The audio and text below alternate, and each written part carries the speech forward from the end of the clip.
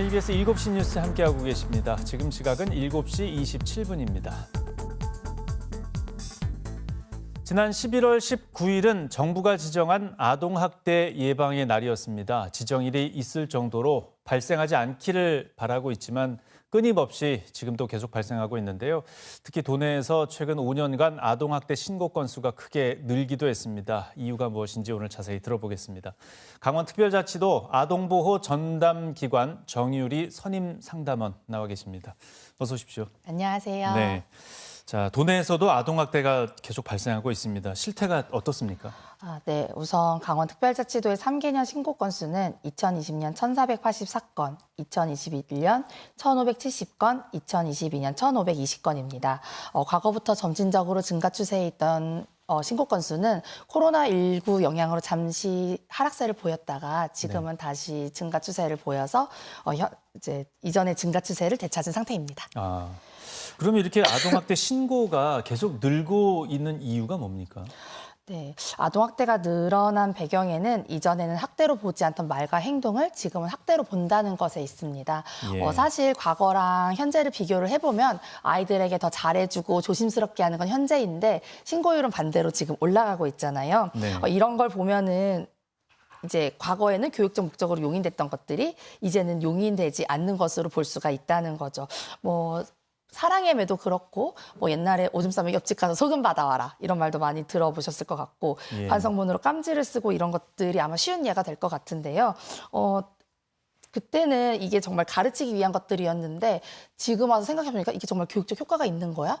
애들한테 더 부정적인 영향만 주는 거 아니야? 가르쳐야 된다면 다른 방법이 정말 없었을까? 이제 이런 것들을 생각하게 되면서 이제는 그런 작은 부분들도 학대로 생각하고 신고해 주시는 분들이 늘었다라고 생각하시면 될 것 같습니다. 예, 기준이 이제 많이 바뀌게 된 부분도 있는데 그래도 아동학대 관련해서 처벌도 강화됐고 우리 사회의 정서도 많이 바뀌지 않았습니까? 그럼에도 불구하고 아동학대 이 사건이 끊이지 않는 이유는 어떻게 분석이 되고 있습니까? 네, 아무래도 아동학대에 대한 인식이 높아지는 과도기에 있기 때문이다라고 생각을 하는데요. 사실 과거보다 사회가 학대에 많이 민감해진 건 사실이지만 소위 말하는 맞고 자랐는데 잘 자란 세대가 아직은 사회에 좀 많다 보니까 또 그 사이에서 계속 인식을 바꿔나가는 과정이 있다 보니까 아직도 학대라고 하면은 그냥 아이들이 막 심하게 맞거나 죽는 그런 것들을 생각하시는 어른들이 많고 또 아이들도 어떤 정확한 기준 없이 그냥 어른이 때리면 학대래 이렇게 이제 이해를 하고 악용하는 사례들도 있다 보니까 좀 그런 것들이 잘 조정돼야 되는 시기가 지금인 것 같고요. 네. 이 과도기를 좋은 방향으로 극복해 나가야 발생하는 사건의 경중은 낮아지고 사건의 수도 실질적으로 줄어들게 될 것 같습니다. 예, 이 아동학대가 사실 일부에서는 대물림 되기도 하고 정서가 바뀌지 않는 부분도 있는데 그런 고리를 끊기 위해서 그러면 어떤 대책이 필요하다고 보십니까? 아까부터 계속 말씀드렸던 인식과 다 연결이 되어 있는 부분인데요. 우리가 생각하기에 요즘 아이들이 많이 어른스럽고 또 제멋대로 막 하려는 그런 경향들도 굉장히 강한 것 같지만 사실 아이들은 따지고 보면 물리적으로도 어른을 이기기 어렵고 사회적으로도 어른을 이기기가 어렵습니다. 예를 들어서 좀 많이 보셨거나 당해보셨을 수도 있을 것 같은데 이제 큰아이들 말 잘 안 들으면 부모님들 많이 쓰시는 방법이 너 이렇게 하면 용돈 끊는다, 줄인다, 너 이렇게 할 거면 나가서 혼자 살아 이런 식으로 말을 많이 하잖아요. 예, 찔리네요. 그쵸, 네. 걔 중에 이제 진짜로 나가가지고선 살려고 하는 애들이 있죠. 그렇죠. 네. 근데 그 아이들이 막상 나가면 어떻게 될까요? 돈을 정상적인 방법으로 충분히 벌 수가 있을까요? 아마 생활하기도 굉장히 어려울 거고. 그래서 사실 따지고 보면은 아이들이 등치가 아무리 커도 사회적인 약자인 경우가 많습니다. 네. 그래서 어른들이 그런 아이들의 실수에 대해서 관대하게 바라보고 포용해줘야 하는 면들이 있는데 사실 어른들은 좀 가르칠 때 어른의 기준으로 가르치는 경우가 많고 또 요즘 부모님들이 이런 걸 잘 가르쳐야 된다. 이런 압박이 좀 있다 보니까 어떻게든 가르치려고 막 소리도 질러보고 때려도 보고 그러시는 것 같아요. 그렇죠. 예. 근데 부모님들이 가르치고 싶어 하시는 예의범절, 좋은 습관 이런 건 사실 때려갖고 한두 번 때려갖고서는 이제 고칠 수 있는 것들은 아니거든요. 그래서 좀 그렇게 하지 않아야 하는데 다들 크면서 혼나면서 배웠다 보니까 그럼 이런 상황에서는 어떻게 해야 돼? 뭐 정말 이렇게 잘 했는데도 엇나가면 그때는 어떻게? 엇나가는 거 그냥 보고만 있어? 이런 의문들이 났을 때 도와줄 수 있는 곳들이 또 부족하기도 하고. 그래서 지금은 좀 이런 상황들을 잘 가이드해 줄 수 있는 그런 기관들이 많아졌으면 좋겠고 네. 또 이제 외부에서 접하는 정보들은 굉장히 광대한 범위의 정보들이다 보니까 우리 아이의 특성에 맞지 않는 경우들이 많잖아요. 그래서 이런 것들을 좀 잘 도와줄 수 있는 기관들이 많아졌으면 좋겠다.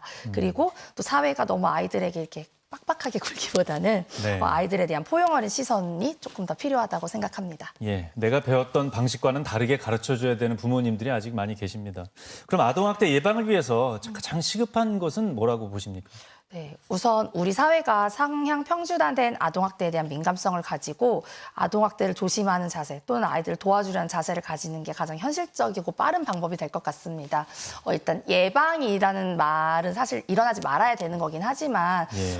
아동학대는 사실 없어지기가 쉽지가 않거든요. 그래서 현실적으로 줄일 수 있는 방법들을 찾아야 되는데 그 방법이 바로 이 인식 개선과 함께 신고율을 높이는 방법입니다. 예. 그래서 지금 현재 꾸준히 아동학대 발견율 신고율이 높아지고 있고 이에 대한 빠른 개입으로 좋아지는 경우들이 많습니다. 대부분의 사건들이 아이를 악의적으로 괴롭히는 게 아니라 양육 방식을 몰라서 그런 경우들이 많기 때문에 네. 그런 걸 조금만 수정해주면 잘 하시거든요. 네. 그래서 지금은 아동학대를 조금 더 민감하게 받아들이는 것과 발견 시 빨리 신고해 주시는 것이 아동학대를 예방하고 재발하는 것을 막을 수 있는 가장 좋은 방법이라고 할 수 있겠습니다. 예. 그러면 이제 아동학대를 어떨 때 이게 아동학대 여부를 의심할 수 있고 또 신고는 어떻게 하면 됩니까? 네, 아동학대 의심 상황으로 가장 대표적인 것이 아이의 몸에 나타난 이유를 알 수 없는 상흔입니다. 아이들에게 상흔이 생겼을 때 관심을 가지고 왜 그런지 물어봐 주신다면 도움이 될 것 같고요. 또는 나이에 맞지 않는 정서 상태, 예를 들어서 아이들이 되게 밝아야지 사실은 맞는데 좀 지나치게 우울해하거나 매사에 좀 불안해하거나 그런 상황들이 혹시 보이신다면 아이의 주변 환경과 이제 생활을 면밀히 살펴보고 혹시 그 원인이 학대에 있지는 않은지 네. 함께 고민해 주시면 좋을 것 같습니다. 마지막으로 계절에 맞지 않는 옷을 입고 다니거나 몸에서 심한 냄새가 나는 것, 뭐 학교나 어린이집에 자주 결석하는 것도 학대의 시그널이기 때문에 예. 그런 것들을 잘 살펴가지고서는 의심 상황을 찾아내고 혹시 정말로 학대가 의심이 된다라고 하시면 직접 확인하시기보다는 112로 신고해 주셔서 전문 인력이 확인할 수 있도록 도와주시면 감사하겠습니다. 네, 알겠습니다. 오늘 말씀 잘 들었습니다. 고맙습니다. 네, 감사합니다.